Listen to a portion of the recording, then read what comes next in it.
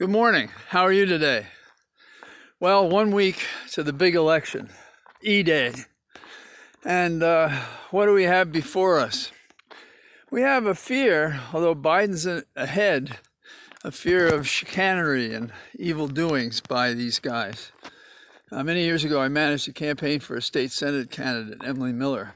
And we spent a small bundle of money on the morning of the vote, a drop-off of literature across the state Senate district. And it didn't come through, and she lost by a handful of votes. She won the next time. But you never know when the failure of something to happen or the misconduct of someone is going to make a difference or other. But the Republicans believe by flattening the vote in any way they can, by suppressing the vote, they win. We had the Postal Service in service to Trump and his cronies. Remember how he was basically pulling back machinery and slowing down the process, and it's still slow. But luckily we knew that in advance to do as much as we could to vote early. But then what the Republicans did was to counteract that, is they ran around bringing lawsuits in battleground states to try to discourage this kind of voting. So we had a case in Pennsylvania in which Roberts sided with the liberals, so it was a 4-4 vote, so it upheld what the lower court did, which allowed for that voting to go on. It's a battleground state, and right now Biden is ahead. Yesterday we had a decision in another case, Wisconsin, another battleground state. Biden's leading. It's about 5 points or so. Not enough to say it's in the can. And the issue was whether or not to extend, as had happened in the primary, the counting of ballots that were postmarked by Election Day, but received afterwards. And Elena Kagan said, well, given the coronavirus, and of course there's the Postal Service mix-up, this is a special event and the voting is more important than anything else. But Kavanaugh said, they have other considerations and other things have gone on, and that's okay.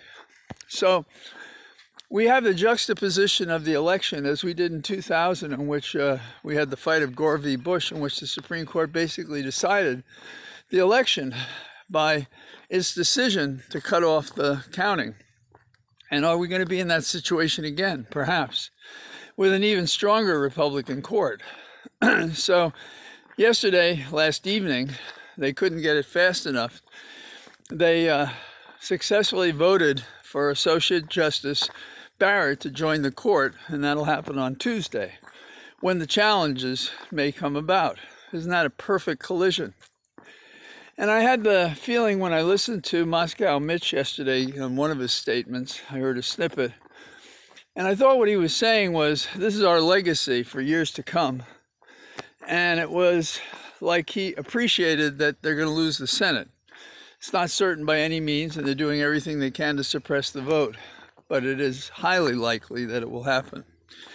So we have a justice going on the court. They can't compare to the notorious RBG, nor one of my heroes on the court, Stephen Breyer. Stephen Breyer has said in interviews years ago, things like justices can surprise you when they get on the court. Certainly Earl Warren from California, when he became chief judge, surprised Eisenhower and others by how liberal his rulings were.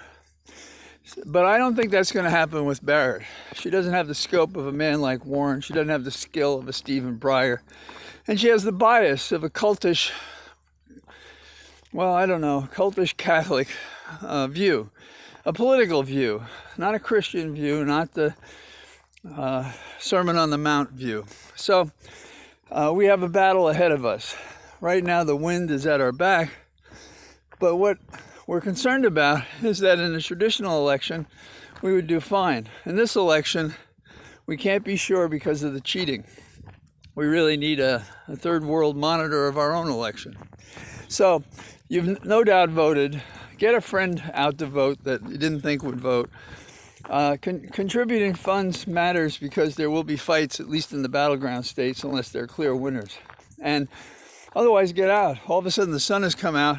Good omen for next Tuesday, and I'll see you tomorrow. Bye-bye.